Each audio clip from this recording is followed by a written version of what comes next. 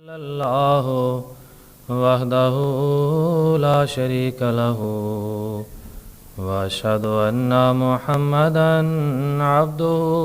ورسولہ اما بعد فاعوذ باللہ من الشیطان الرجیم بسم اللہ الرحمن الرحیم الحمد للہ رب العالمین الرحمن الرحیم مالک یوم الدین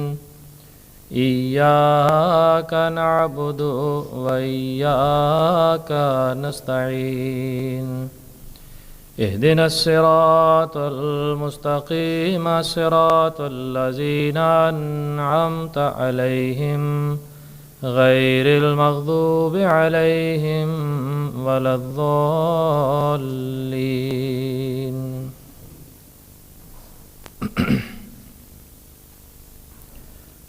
حضور صلی اللہ علیہ وآلہ وسلم کے شفقت علی خلق اللہ کے سلسلے میں پچھلا جو خطبہ جمعہ میں نے دیا تھا اس میں چند واقعات حضور صلی اللہ علیہ وسلم کی سیرت سے آپ کے سامنے پیش کیے تھے۔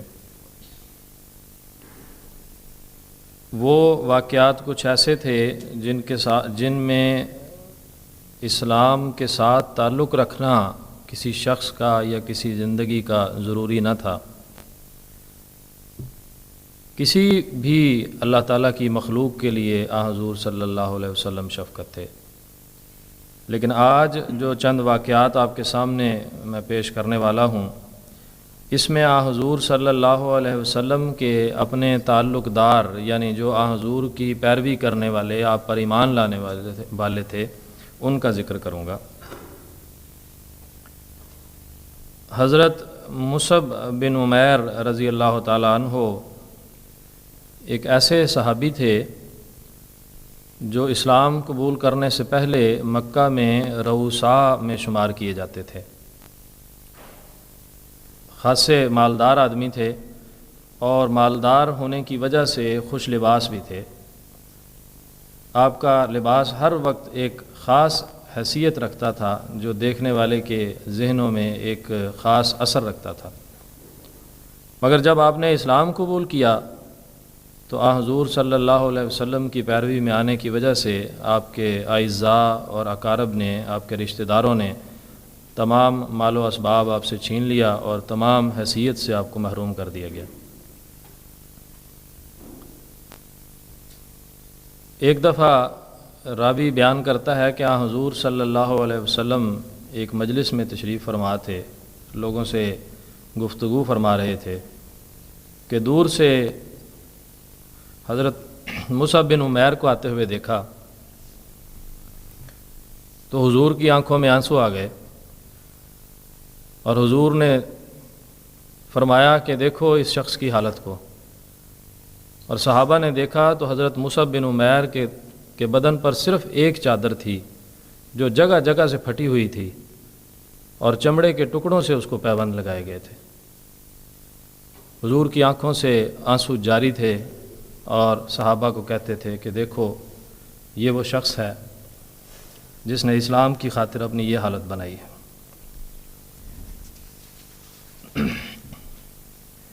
ایک دفعہ حضور صلی اللہ علیہ وسلم جمعہ کا خطبہ ارشاد فرما رہے تھے کہ ایک شخص کھڑا ہوا اور خطبے کے دوران ہی اس نے حضور سے کہا کہ یا رسول اللہ، بارش بہت عرصے سے ہمارے علاقے میں نہیں ہوئی، قحط پڑا ہے، مویشی مر رہے ہیں، فصلیں تباہ ہو رہی ہیں، بچوں کے لیے کھانا موجود نہیں ہے۔ اے اللہ کے رسول، دعا کریں کہ اللہ تعالیٰ بارش برسائے اور ہمارے ہر طرف ہریالی ہی ہریالی ہو جائے۔ حضور صلی اللہ علیہ وسلم نے اسی وقت مخلوق خدا کی ہمدردی میں، انسانوں کی ہمدردی میں فوراً ہاتھ اٹھائے اور خدا تعالیٰ سے دعا کی کہ پروردگار عالم، ان لوگوں پر بارش برسا کہ ان کی فصلیں ہری بھری ہو جائیں، ان کے مویشی کھانے کے لیے، ان کے مویشیوں کو کھانے کے لیے چارہ ملے۔ راوی بیان کرتے ہیں کہ فوراً ہی آسمان پر ایک چھوٹا سا ٹکڑا بادل کا ظاہر ہوا اور آہستہ آہستہ پھیلتا گیا، اور اس قدر بارش ہوئی کہ پورا ہفتہ بارش برستی رہی، بالکل درمیان میں کوئی وقفہ نہ آیا بارش میں۔ اگلا جمعہ آ گیا، حضور پھر جمعے کے خطبے کے لیے کھڑے ہوئے، وہی شخص پھر کھڑا ہوا اور استدعا کی، درخواست کی کہ اے اللہ کے رسول دعا کریں کہ بارش رک جائے،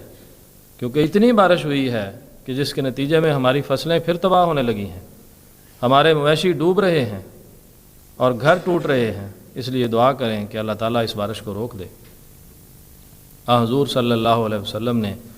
پھر مخلوق کی محبت میں دوبارہ خدا کے حضور ہاتھ اٹھائے اور یہی دعا کی کہ پروردگار بارش کو ہم سے روک دے، ہمارے اوپر یہ بارش نہ پڑے، لیکن وادیوں میں اور پہاڑوں پر برستی رہے تاکہ اس کا فائدہ مخلوق خدا کو ہوتا رہے۔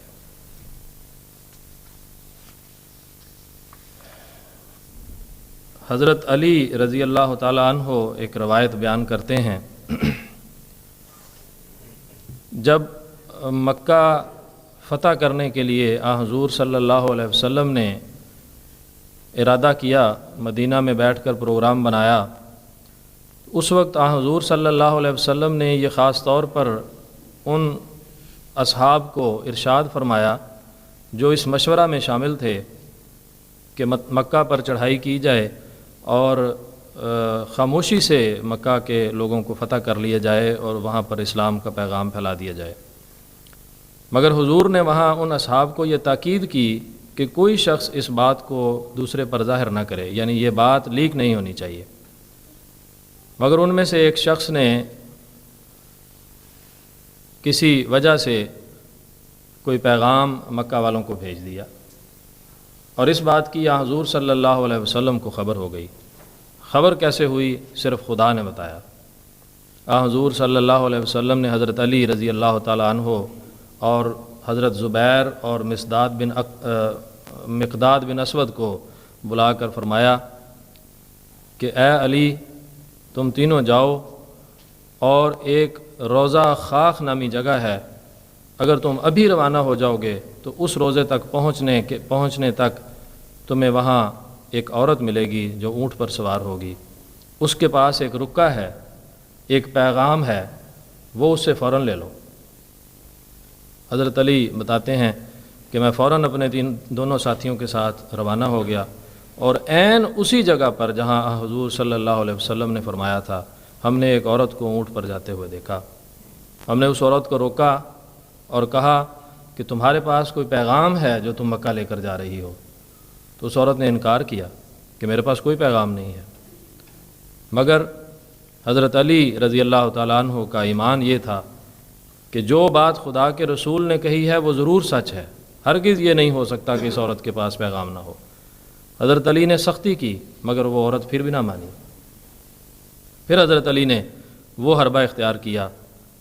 حضرت علی نے کہا کہ اے عورت، اگر تو خدا کے رسول کے بتائے ہوئے اس پیغام کو ہمیں نہیں بتائے گی تو ہم تمہیں یہاں ننگا کر دیں گے۔ اس عورت نے اپنی عزت بچانے کی خاطر فوراً اپنے جوڑے میں سے وہ رکا نکالا جو اس نے اپنے بالوں میں چھپایا ہوا تھا اور حضرت علی کے حوالے کر دیا۔ حضرت علی وہ رکا لے کر فوراً حضور صلی اللہ علیہ وسلم کی خدمت میں حاضر ہوئے تو پتہ چلا کہ ایک شخص جس کا نام حاطب تھا، اس نے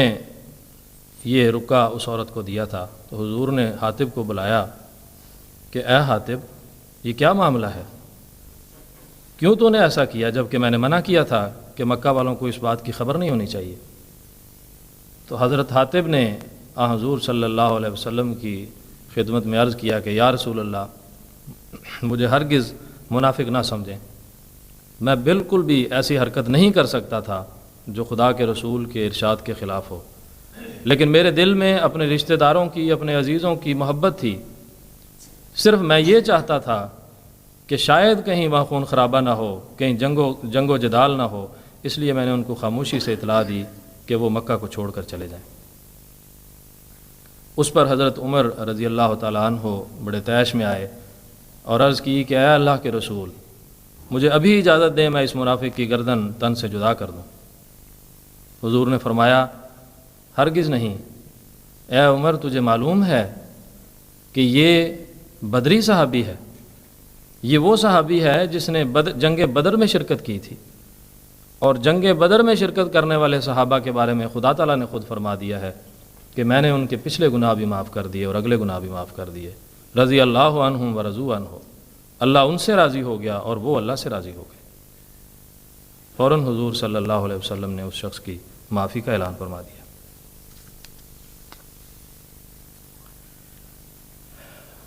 پھر حضور صلی اللہ علیہ وسلم اپنے پیارے غلاموں کے ساتھ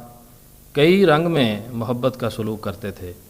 وہ ایسے ایسے رنگ ہیں جن کے بارے میں اگر ہم ذکر کریں تو بظاہر وہ ایسی بات معلوم نہیں ہوتی کہ جس کا ذکر ضروری ہو، لیکن اگر اس حالت کو، اس سچویشن کو دیکھا جائے تو بڑی حیرت ہوتی ہے کہ کیا وہ زمانہ تھا،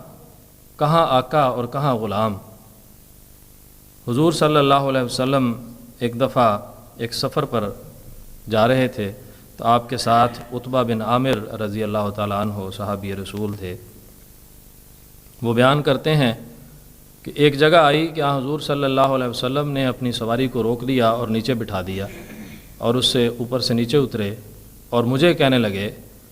کہ اب اے عامر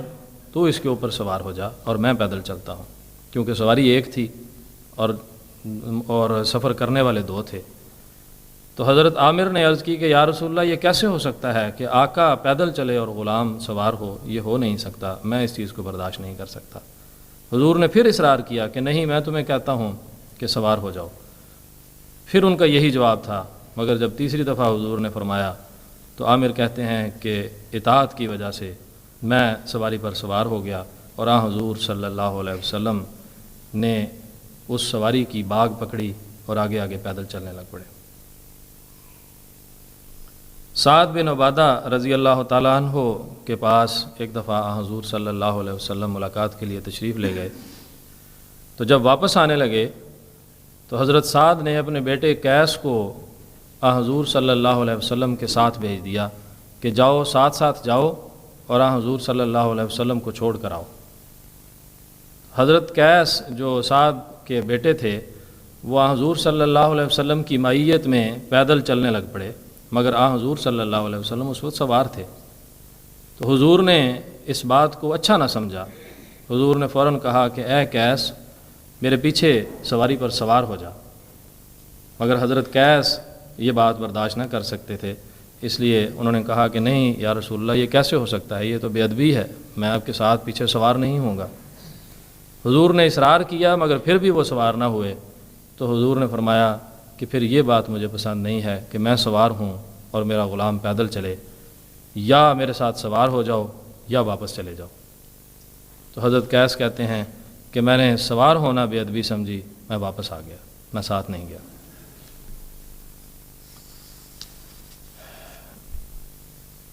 اس طرح اگر حضور صلی اللہ علیہ وسلم حاضرین کے ساتھ شفقت کا سلوک فرمایا کرتے تھے، یعنی جو حضور کے سامنے ہو یا حضور سے مخاطب ہو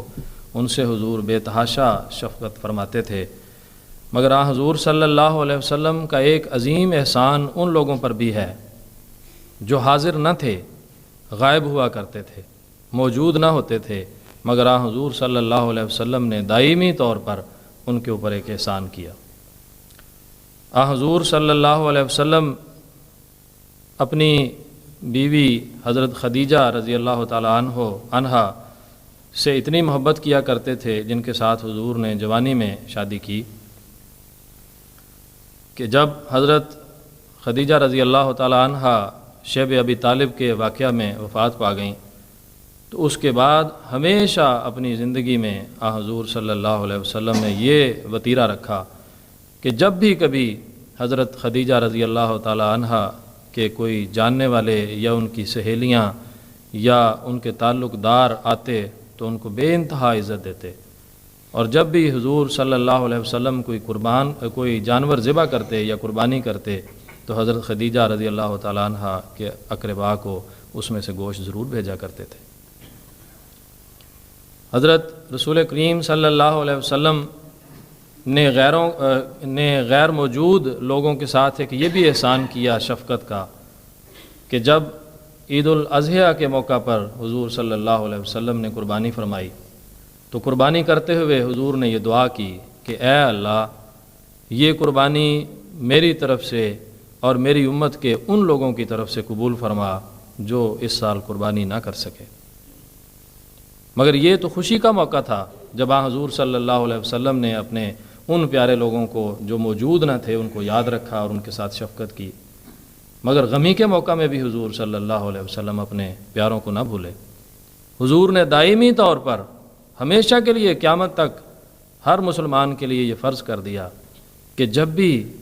کسی اپنے بھائی کا جنازہ پڑھو تو اس کے لیے یہ دعا کرو، اس کے جنازے پر کھڑے ہو کر یہ دعا کرو کہ اے اللہ، ہمارے زندوں کو بخش دے، ہمارے مردوں کو بخش دے، ہمارے حاضر لوگوں کو بخش دے اور ہمارے غائب لوگوں کو بھی بخش دے۔ یہ وہ شفقت علی خلق اللہ تھی جو حضور صلی اللہ علیہ وسلم ہر موقع پر، ہر جگہ پر اور ہر قسم